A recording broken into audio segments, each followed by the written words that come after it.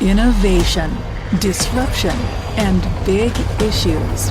This is Business Game Changers with Sarah Westall. Welcome to Business Game Changers. I'm Sarah Westall. Today we are going to continue with my interview with Cynthia McKinney.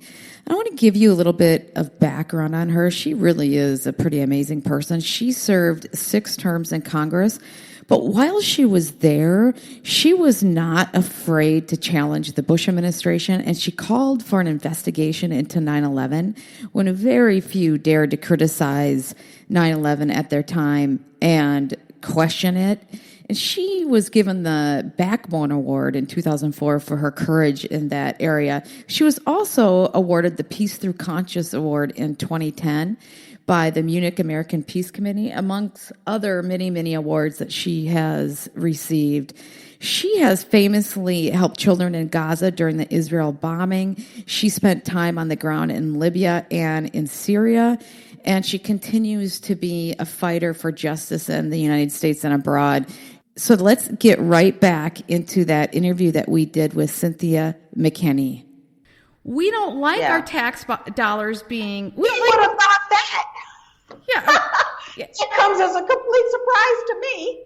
Well, yeah. Well, and we don't like $2.4 trillion every few years being announced that it's missing. You know, we don't like a huge black budget.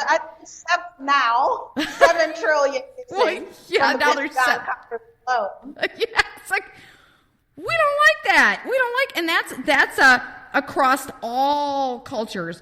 And so I think there can be a coalition of people, no matter where you're from, that says, we don't like the endless wars. We don't like spending our money into oblivion with no idea where it's going.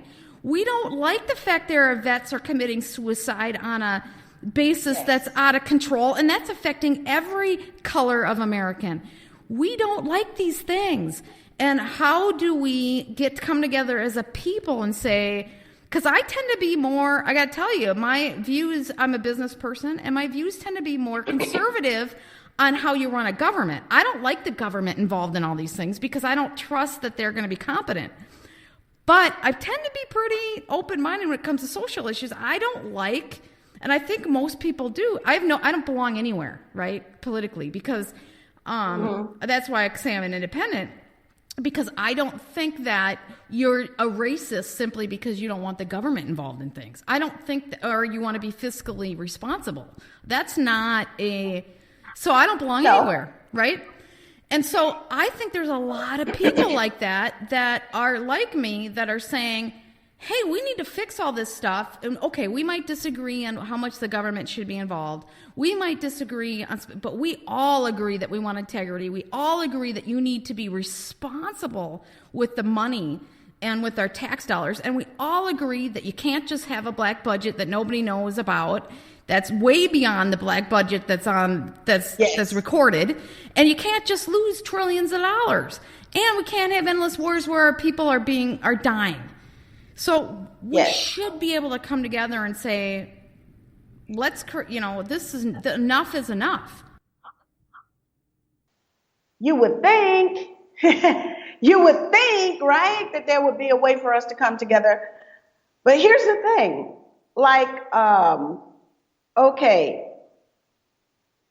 before there was concern about the vaccines, there was the Tuskegee experiment. Before there was concern about the treatment of our veterans, there was gross discrimination inside the military services. Before there was concern about, what can I say, the effect, the capriciousness of government as it inserts itself into the lives of people. There was COINTELPRO. What I'm saying is that certain communities have never been free. Certain communities have only had the government to appeal to. And the government failed more times than not. But so the belief in the goodness of government in some communities came about because that was their only government responded. I'm gone. No, I was going to say that was their only means of getting something accomplished when the culture of the community is against them. That's right. And so what I have always said, sorry about that, what I've always said is that stop it when it's in my community before it reaches your community. And that didn't happen because, quite frankly, it only happened in my community. But now it's happening in all of the communities. So, for example, the intrusion into my personal life with police roadblocks that take my DNA. Now, that's a common occurrence in the Black community and has been for years. And I say, stop doing that. But then the counter argument is that you're just a bunch of criminals. There's criminals over there and we got to stop that. And then all of a sudden, we see women who look like you pulled over at roadblocks, and their DNA is taken, and they're doing vaginal searches. You see, so I have always said, stop it because it's wrong over here. But now what has happened, you see, I have a theory behind this. There's a professor by the name of Peter Turchin, and he's at University of Connecticut, and he has come up with this theory called cliodynamics, which has basically more to do with being able to use historical events in order to gauge, but to, with a kind of measurement to gauge why certain events happen, and then what will happen in the future when you see this set of circumstances exist. And so basically, what Turchin believes is that in periods of plenty, what happens is that the deep state grows, and the members inside the deep state proliferate, the numbers proliferate. And all of them believe that they have, or they should have, special positions, but the number of positions is very limited. And so then one deep state faction will fight against another deep state faction.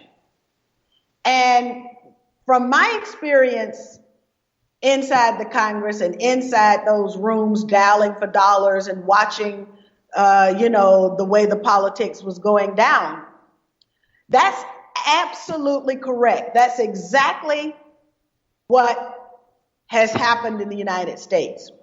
When one deep state faction was in charge, they were picking on us. Then another deep state faction comes along, and they don't care about you. They don't care about either of us. That's right. But you didn't stop it when they were dealing with me. And because you didn't stop it when they were dealing with me, now the new faction of the deep state deals with you. And you're the new bad boy, right? Well, they're equal rights now.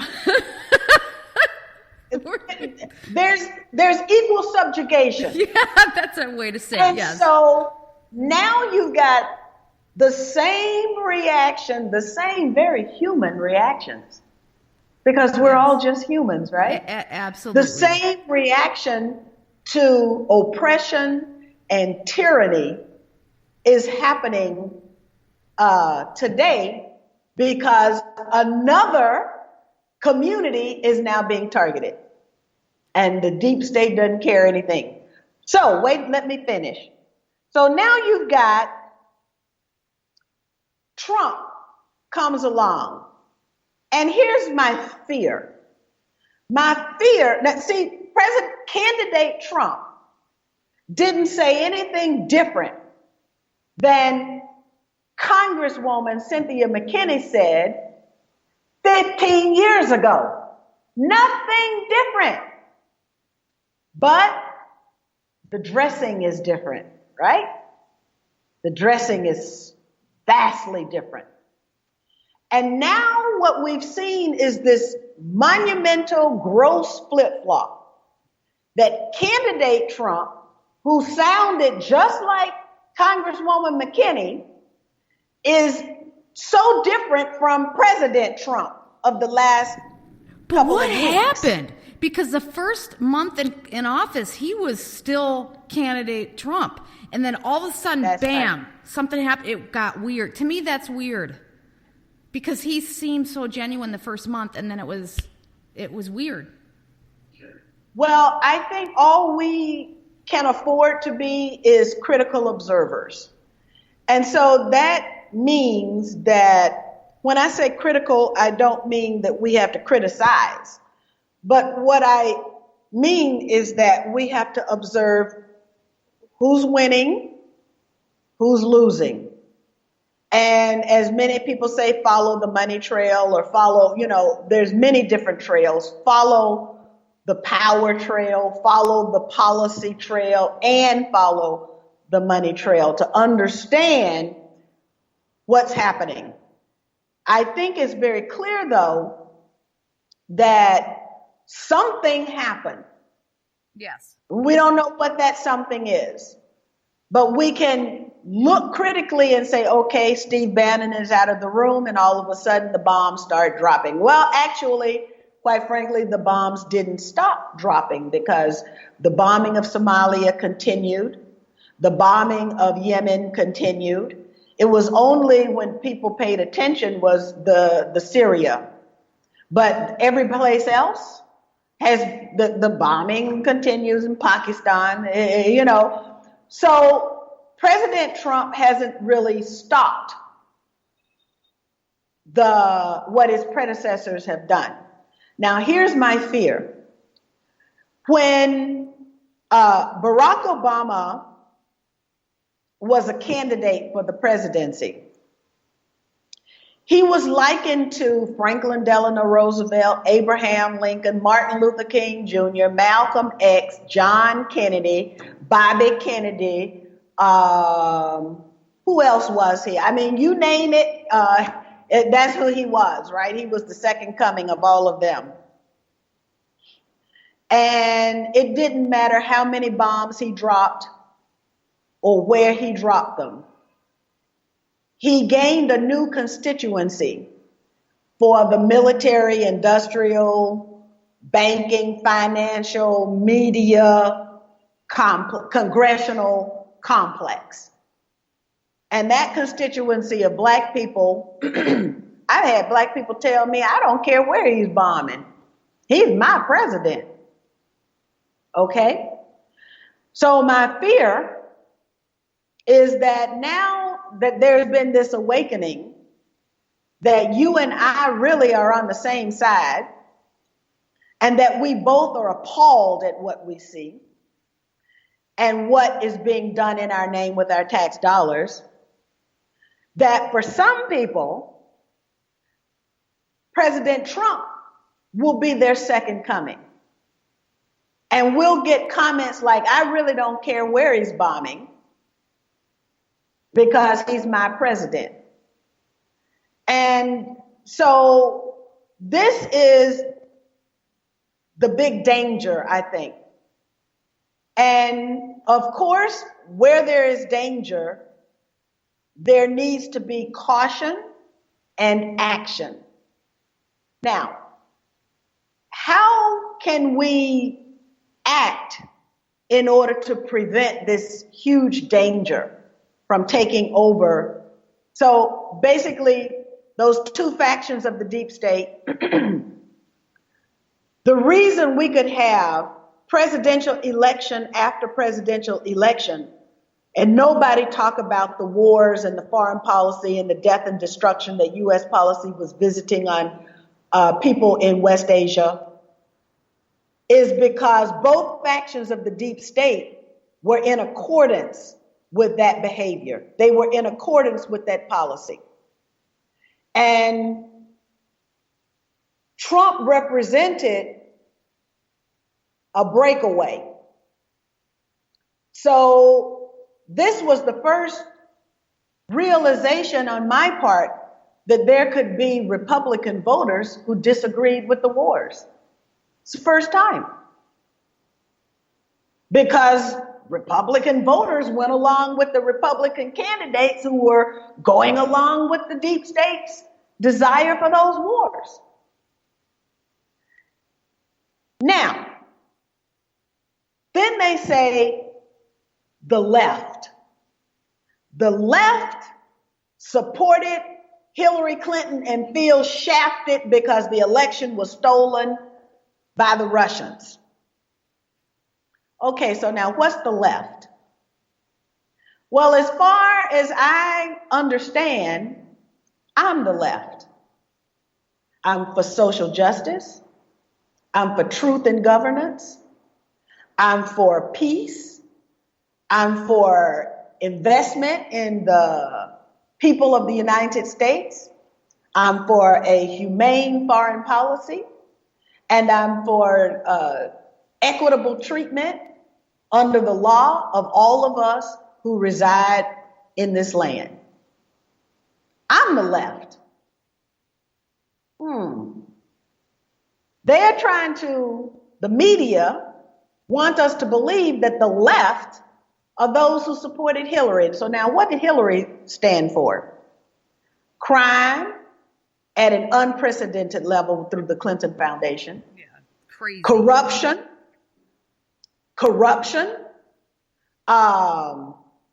from, the days of Mena, Arkansas. Subversion of democracy. Because what Hillary Clinton did to the small, struggling country of Haiti is beyond reprehensible. Tell people, and the Haitian tell people here what she did. People who might not know. And there's always been this back and forth about who was a legitimate leader of the Haitian people. The Haitian people since 1804 have fought and struggled for their freedom and their dignity. And they defeated Napoleon Bonaparte, and they were on the verge of defeating the U.S. empire. This was back in probably 1990-ish. And that was due to a Catholic priest who practiced liberation theology and said our people deserve to be free. And the Haitian people overwhelmingly supported his bid to become the president of that country.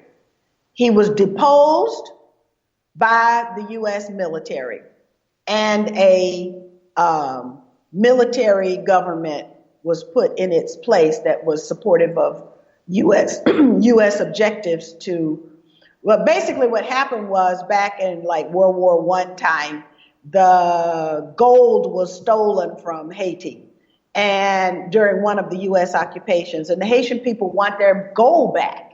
Well, probably that gold doesn't exist, but they want the gold back. And so they've got to have a president in Haiti who's not going to ask for the gold back. So getting the gold back was on the agenda for Jean-Bertrand Aristide. So he was deposed. And this has been rocking Haiti ever since. So what did Hillary Clinton do? In 2010, the Secretary of State sent her emissary down to oversee the Haitian elections. And we have this information by way of testimony from the president of the Presidential Election Commission of Haiti, who said that Cheryl Mills went down to Haiti and read out the wrong results. So Haiti was stripped of its democratic rights to vote for and elect the candidate of their choice, and the one who was favorable to Hillary Clinton was the one who was named by Cheryl Mills. Okay. And that's how Hillary Clinton's brother ends up with a gold mine in Haiti. It was all through fraud. So that alone should disqualify her from any responsible position in the United States government. But then she did an encore performance in Libya. So this is someone who, as far as I am concerned, is not the left. No, you spent time in Libya, right? You spent time on the ground in Libya. I went there during the bombing, so I understand what happened. And you spent a lot of time researching. Tell us about it. Well, let me finish on this. Yeah, finish the encore performance and then tell us what you know. Okay. So here's the thing about the media propaganda that we're being deluged with now. Because people like me identify themselves as the left. And so they say the left has to protest Trump. The left has to resist Trump's presidency. The left has to do this and the left has to do that. But I say that Hillary Clinton isn't the left. And of course, she's certainly not the left when you get the scions of the Republican Party going to support her and abandoning the Trump candidacy. Or the Trump nomination, even after Trump was nominated, and the Republican Party could have belonged to Trump had he been a political being, understanding the impact of his rhetoric, and then being able to follow up on that. So they all go over to the Democrats and expose what some of us have been saying for a long time. And that is, at the top, the Democrats and the Republicans are together. Here's the deep state, right? They're together. Okay. So now, then what I have a responsibility to do, because what I see from Haiti, from the Clinton Foundation, from Libya, that's not left values, that's not left principles. So I do an internal taking stock. And I say, what are my principles and what are my values? So I just spill them out to you. Truth, justice, peace, and dignity. Because you can't have it one without the other.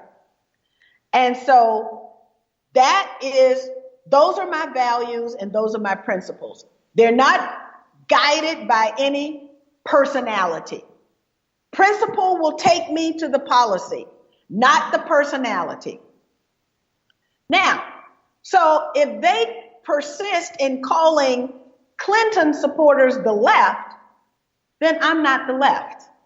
I thought I was the left, but I'm no longer the left. And so now I am the alt left. I come up with my own language, right? So I'm the alt left. The alt left, and you guys who supported Trump, right?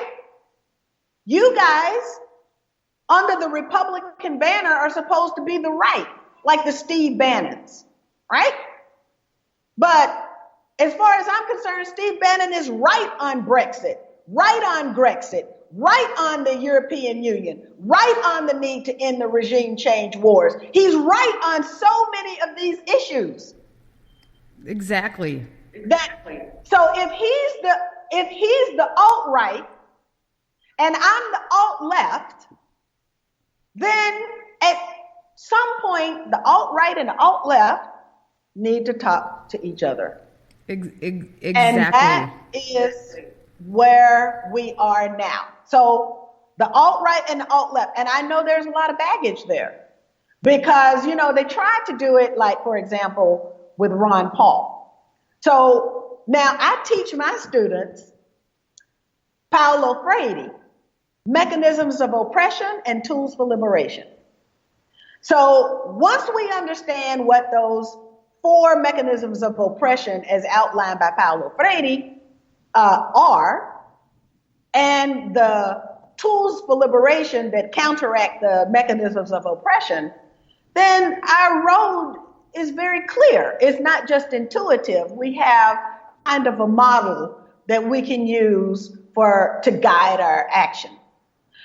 One of those tools for liberation that we see all around us, divide and rule. And so as long as Steve Bannon is over here, I was getting ready to say like Ron Paul, situation with Ron Paul. So basically what the media, which is a representative of the deep state, did was they said Ron Paul's a racist. Okay, well, he might be a racist, but I remember that when I was voting in the U.S. Congress, there were only two red votes, me and Ron Paul, right?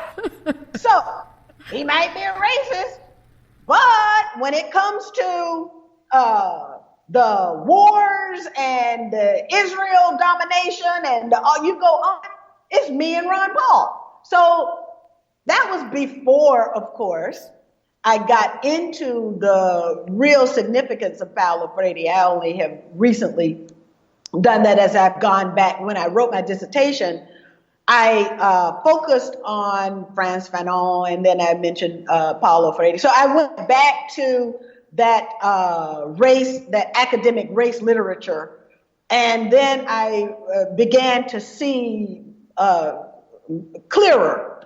And so now, with that framework in mind and in operation and in context, what's more important to me? I have decided that my values, seeing my values reflected in public policy is important, is the most important thing to me. And my values, I told you, the 4. If I can get those from, I know I'm not going to get that from what they call the left now. I know that's not coming from Hillary Clinton. Sorry. Normally I would be rushing out the door going to teach a class because it's already tomorrow where I am. Okay. I appreciate you doing this, taking this time. Yeah. So then unity for liberation and cooperation are 2 of those tools of liberation as outlined by Paulo Freire. So it doesn't mean that I have to become Steve Bannon or, you know, that I needed to become Ron Paul, but it meant that I needed to find a way to manage a relationship, because Ron Paul and I clearly voted similarly, and so therefore there was some similarity there. Same goes with Steve Bannon.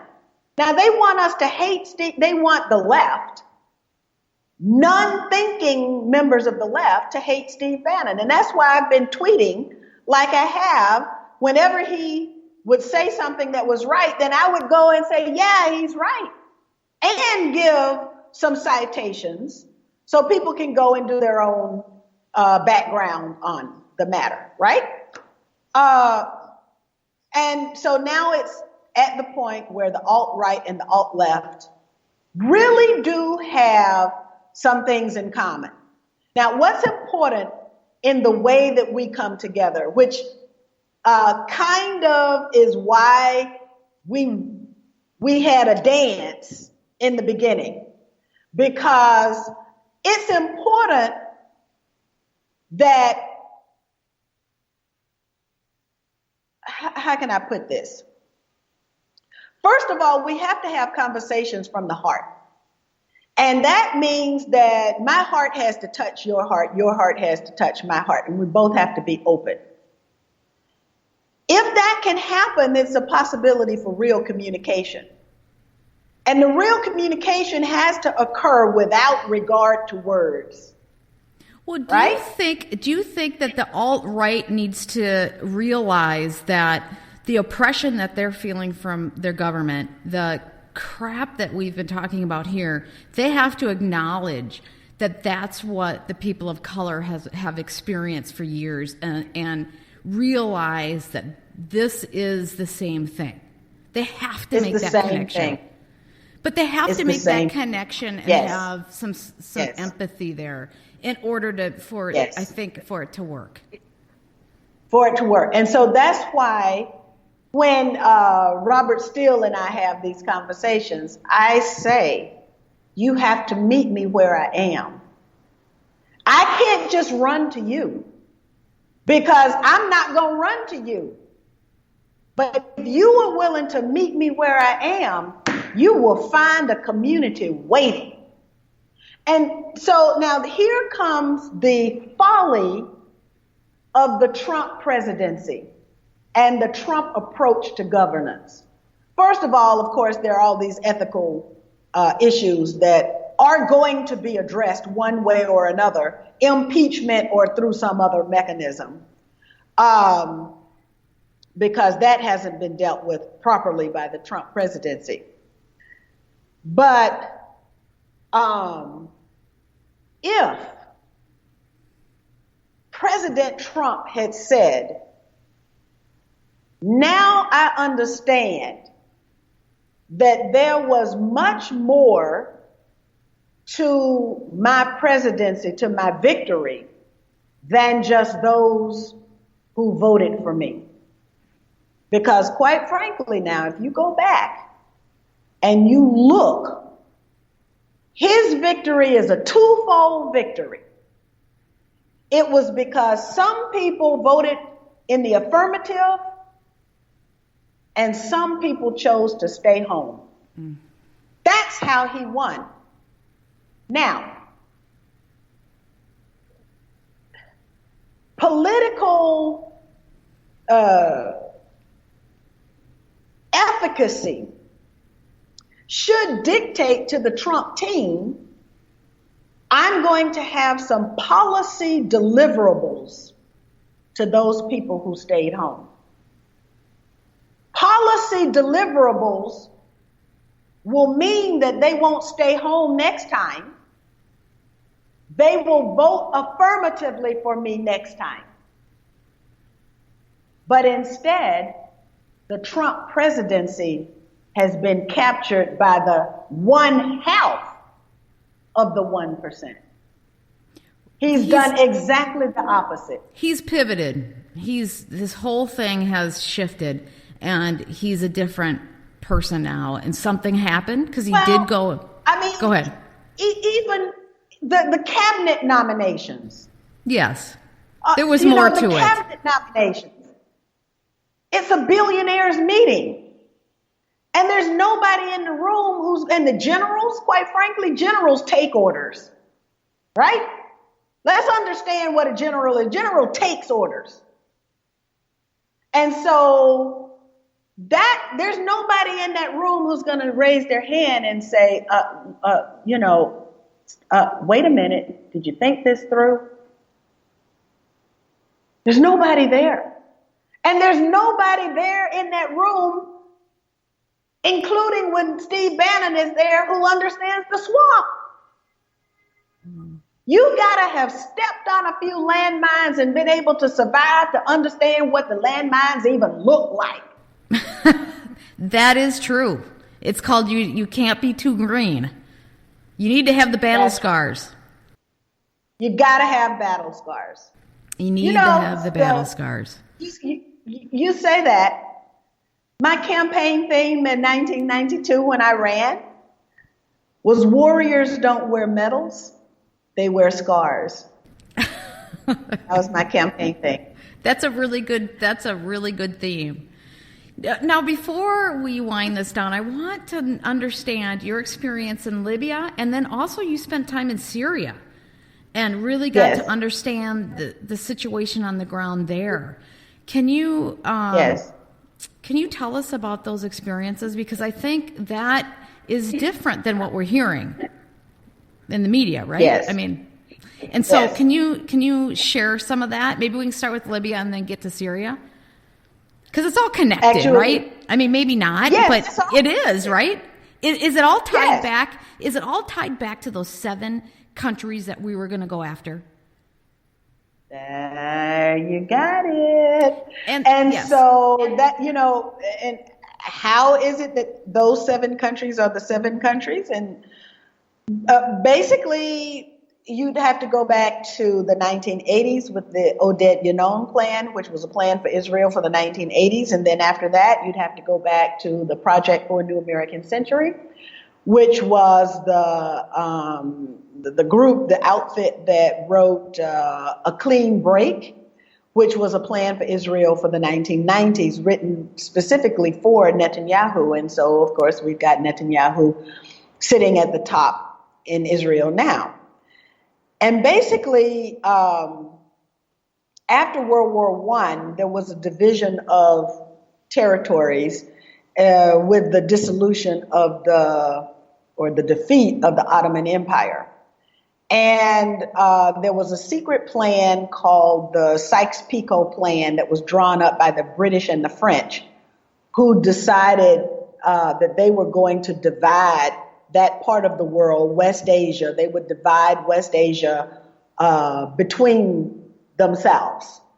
And so Sykes-Picot is the reason that I can go to Lebanon and speak perfect French, because they were controlled by the French, and Iraq was controlled by the Brits. And so the colonial heritage of that region exists and lives even up to today. So now comes along Israel and the creation of Israel, and the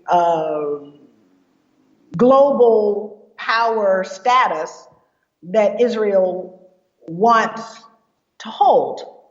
And the Israelis can't do that without the complete decimation of their neighbors. And for those of us who have read and understand the history, we know what's going on.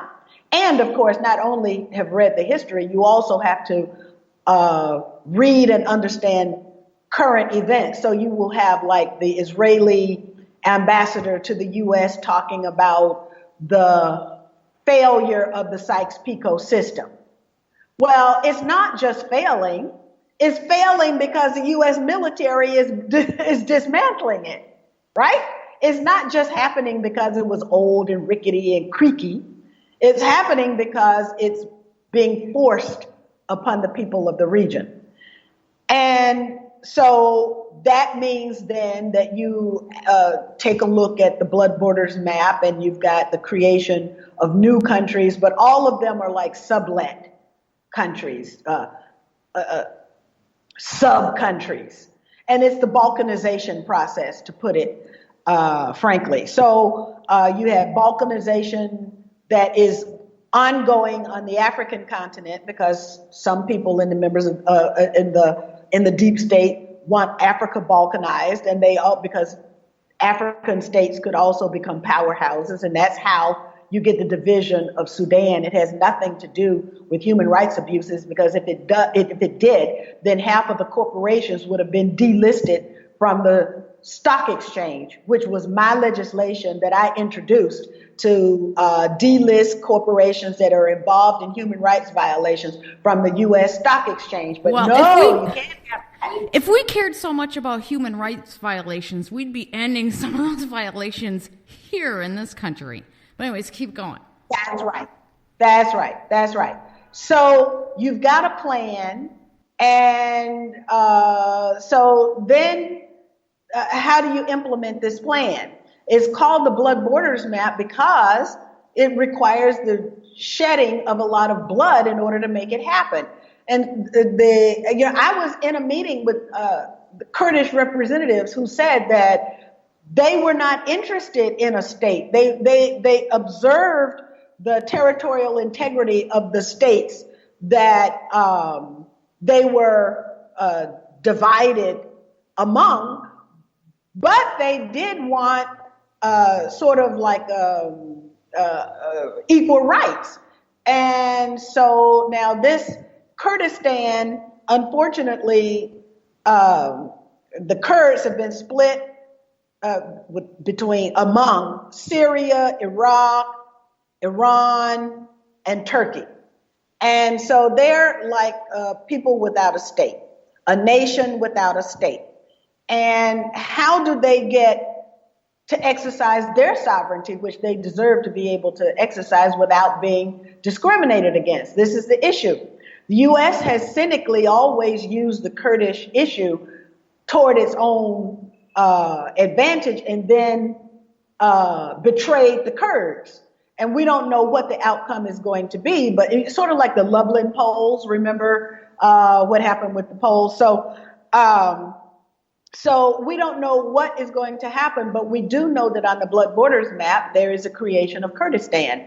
And Iran is truncated, Syria is truncated, Jordan is increased in size, and that's because the Palestinians will get their right of return, but they'll return to Jordan, not Palestine. And so once you understand all of this that's happening, and then of course Pakistan is split, balkanized in the creation of a Baluchistan, which the United States is actively pursuing. And so you've got all of this negative, this really mean, nasty stuff that you and I are paying for. Mm-hmm. And who does it benefit? It's for the benefit of Israel. This is all spelled out in these. One, the Unknown Plan was written in an academic journal, and Project for a New American Century is just an American, they changed their name, Center for Strategic something. And that woman who heads that up nominally would have been Hillary Clinton's Secretary of Defense. So that's sort of like the last thing we want, right? Oh my gosh. And so there was an imperative to not allow Hillary to gain the presidency. But at any rate, so you've got all of this that's happening, and most people don't even know what's going on or why. They just believe the hype. Oh, the United States is so nice. We're using our bombs to kill people so that we can rescue people. I mean, that in even of itself doesn't make sense. So anyway, because of my interest in the risking of my life to try and get into Gaza, breaking the siege on Gaza, there were some people who were looking at that.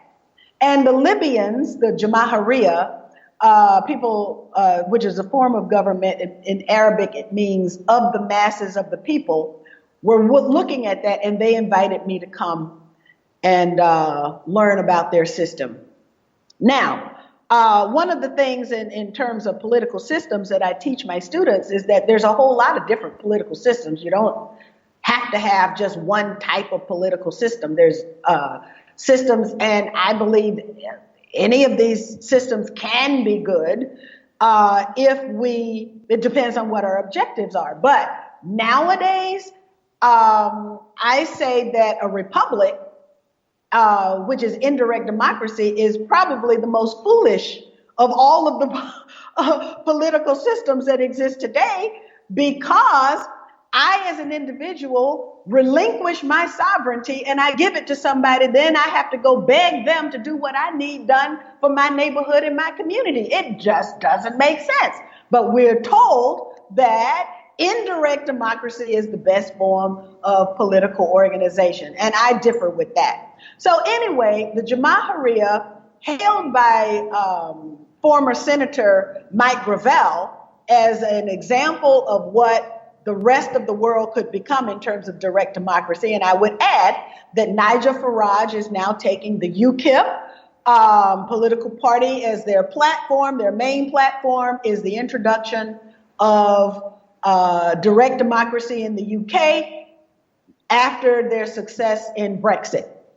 And you've got direct democracy political parties and movements breaking out all over Western Europe because people now understand that it's too easy for the representatives to not provide representation, which they're supposed to do, that for them to get bought off and then serve other masters.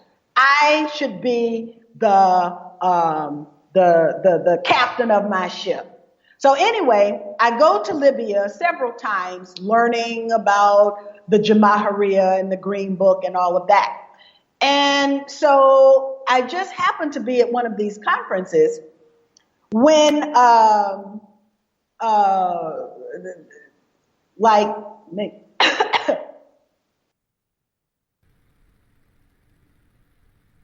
Ooh, you cut out. Days later. Oh, you cut out for a second, so repeat that part. Okay.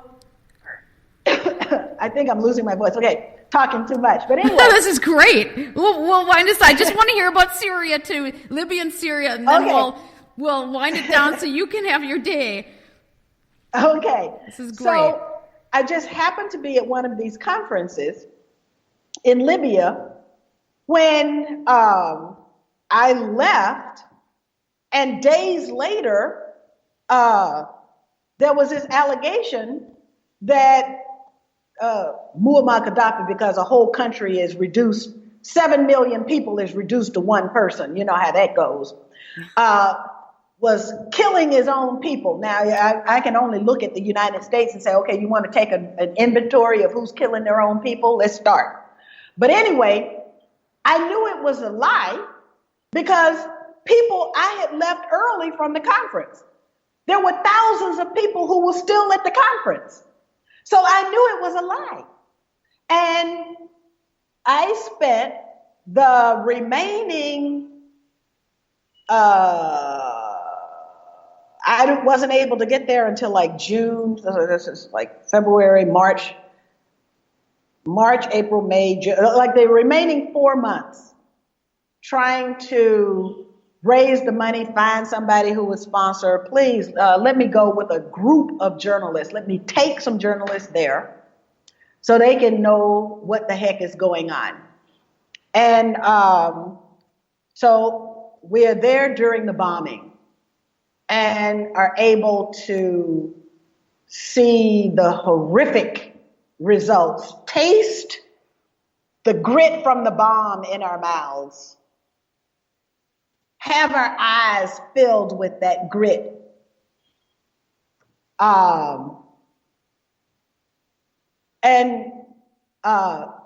school children trying to go to school, little kids trying to go to school in the middle of that kind of madness.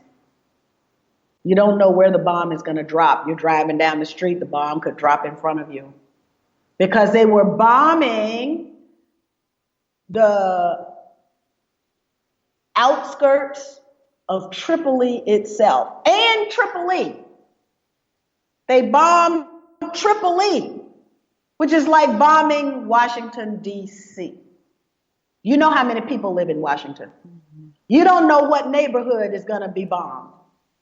And your kid needs to get to school. You're trying to hold school during this kind of madness. And there were people who were cheering it. So what were we trying to... The American people, I have to say, the American people are fools when they believe their government. And I see their government doing stuff like that. I know, but see, I've known it all along because of the soft underbelly. the COINTELPRO, the intelligence activities of the U.S. government. I get it, right? And I sigh. Those people who weren't touched when I was harmed, when I was hurt. But I should have had my eyes open a lot earlier, because there's Randy Weaver, there's Koresh at Waco. So you see, I should have, there's, Ruby Ridge, the Weavers at Ruby Ridge. I should have had my eyes open longer, but I didn't. But now my eyes are totally open, and that's why we can do this. Exactly. Okay. So then, after Libya, now let me tell you what had happened.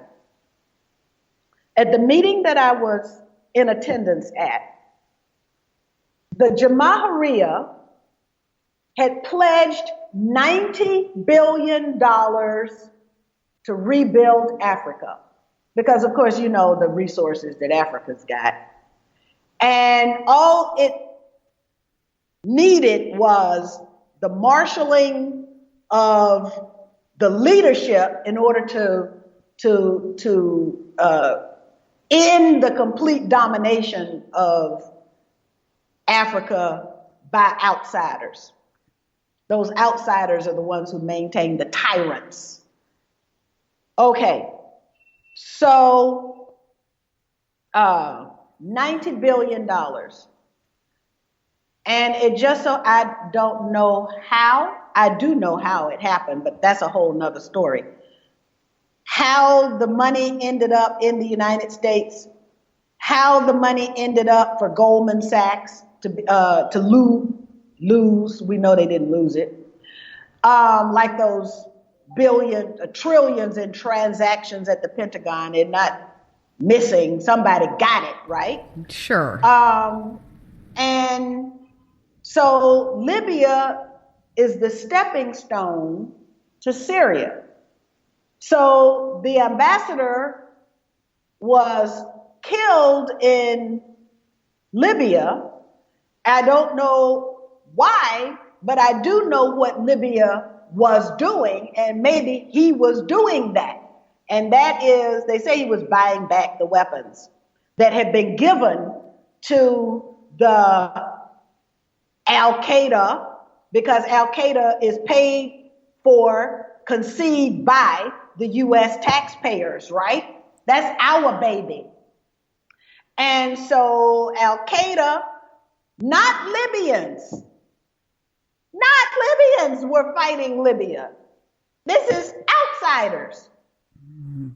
The same outsiders then were given weapons to go to Syria and do the same thing. Libya is the stepping stone.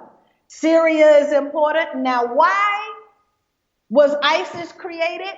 I can only go by what Wesley Clark said. Wesley Clark said ISIS was created to fight Hezbollah to the death. Now, see, you didn't get that. In any of the literature, you didn't get that. But that's what Wesley Clark said, and I know to listen to some folk who are sending out limited hangouts. So, who's Hezbollah? Well, you say, Hezbollah is a terror organization. Hezbollah is a military, they're a social service organization, first of all, because they take care of people who are needy, sort of like the Black Panthers did when there was the absence of a state to take care of them. Then the Black Panthers came in and provided breakfast for kids to go to school and that sort of thing. And so you've got Hezbollah as a social service organization. But because Lebanon was contested territory by the Israelis, then Hezbollah became much more than a social service organization. They became armed defense. And so when Israel made the incursion into Libya, the Israelis were surprised because they were defeated by Hezbollah. You didn't get that part of the story either. That's why ISIS was created, according to General Wesley Clark, and I would think that he sits in enough boardrooms to know.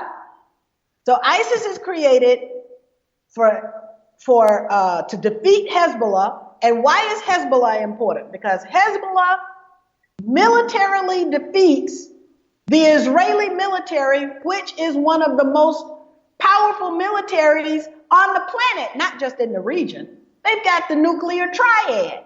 They can launch nuclear weapons from the air, land, and the sea. So, Hezbollah protects Lebanon and also is supported by whom? Syria and Iran. Now, Syria and Iran are standing in the way of the blood borders map, the dismantling of Sykes-Picot, the ability for Israel to be the regional hegemon, and from that position then become the global hegemon. That's what's going on. So now, why do we, the Congress, support this tact, and how are they sold that we need to be doing this?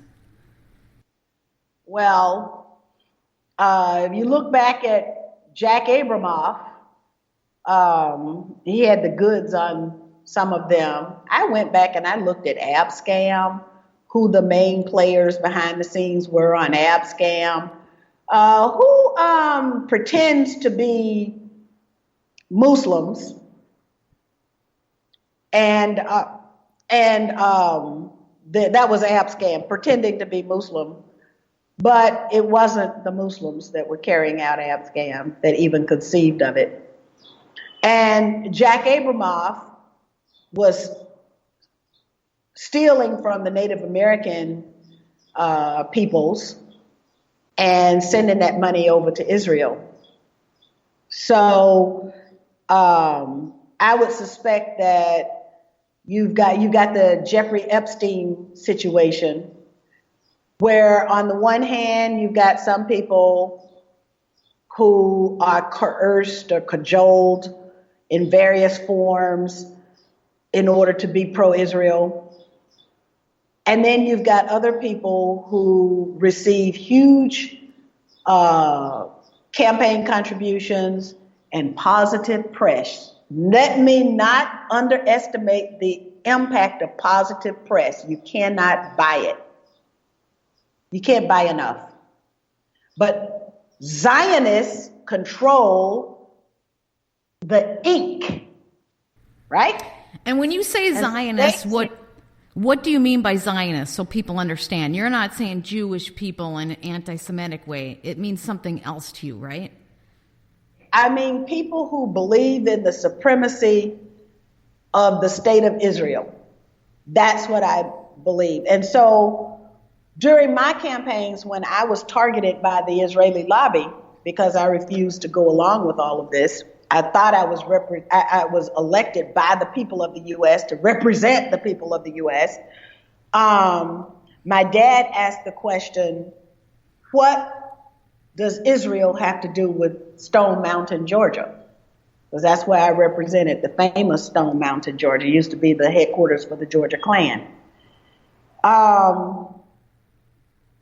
And basically, my experience tells me that the answer is that I'm not allowed to love Stone Mountain until I love Tel Aviv and Israel first. That's the system that we have. And how did they tell you that? When he asked that, what was their response? How did you get, or did you indirectly figure that out? Well, I mean, if I had said yes to any one of the inducements, of which there were many, before Sudan was balkanized, the Israeli lobby had targeted Sudan. That's how you get, what does Sean Penn know about Haiti, right? So you trot these people out. What does Angelina Jolie know? Come on. what's the guy name? Everybody thinks he's handsome. What does that guy, I can't think of his name. Oh, he would be so horrified that there's somebody who doesn't even know who he is. But anyway. I think I know who you're talking about, and I can't. He was on The Facts of Life when we first started. Well, how does that guy know about Sudan and say, oh, we got to do this and we got to do that. We got to rescue these people. Oh, George Clooney. George Clooney. That's right. How does he know anything about anything? He's a part of that whole Zionist octopus of control that can wrap its tentacles around anything and squeeze it to death.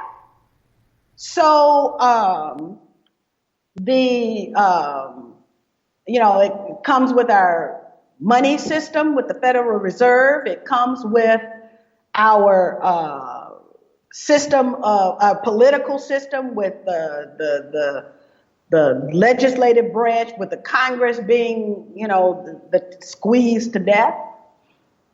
And the squeezing happens either in the form of largesse, that you're given so much money that you'll always, I got the phone call on Sudan, we got to do this, and when are you going to step up? Because I had developed a reputation for integrity and being willing to fight the battle, and but they wanted me to fight. They wanted me to lease my integrity to them, and I refused to do that. And then there's the other side where there's the coercion, and that's the Jeffrey Epstein. You're lonely, your wife is back in the state, and so a beautiful woman is sent to you. You don't realize that she's a honey bait, and you make a mistake, and then you become embarrassed about it, and they've got photographs. So it's one way or the other that they get you. So what do you have on your website? I know you have a lot of stuff there for people to read and so forth. I want to make sure everybody knows how they can learn more about you.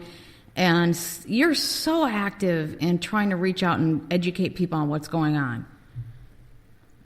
My website is allthingscynthiamckinney.com. And I'm very active on social media. My Twitter account is just my name, Cynthia McKinney. The Facebook account, though, is different. It's Cynthia McKinney Official, because there's so many Cynthia McKinneys. Other people started Facebook accounts in my name. So you have to put the official. You put the official, and then you can get me, and it's got flowers and everything on it, all nice and colorful. So I encourage people. I want people to reach out to me. I want to listen. I want to learn. I'm always in this learning mode, right? And I believe that the time is overdue, but maybe the time is just right. I also teach an entrepreneurship class, and there's Bill Gross's 5 factors, right, for startup success. And what he found was the most important factor was not the team, not the funding, not the business model, not the idea, but guess what? Timing. Oh, yeah. Timing. So this idea of the alt-right and the alt-left, or whatever they want to call us, it's time for us to meet each other heart to heart. Forget about the language. I don't care what you say. I hope you also don't care what I say, right? As long as there's been this commingling of the hearts. Exactly. Because we can get past the words if you know that I'm just trying to be honest and I don't know how to say it right. And Exactly. I know you want to be honest, but you may not know how to say it right. And we'll offend people because we're clueless. And a wife team. Exactly. That's right. That husband and a wife team is really a good. We don't quite get each other, but we're trying. We're trying. We're that's trying, right. and we mean well. We don't mean to hurt you. Yeah. Right. That's great. Well, I appreciate this so much. I really do, and I hope you have a great day. And I need to have you back. Like we'll see. We'll kind of see how this whole thing goes, and have you back later, hopefully. Okay, great. Okay. Thank you so much. Bye.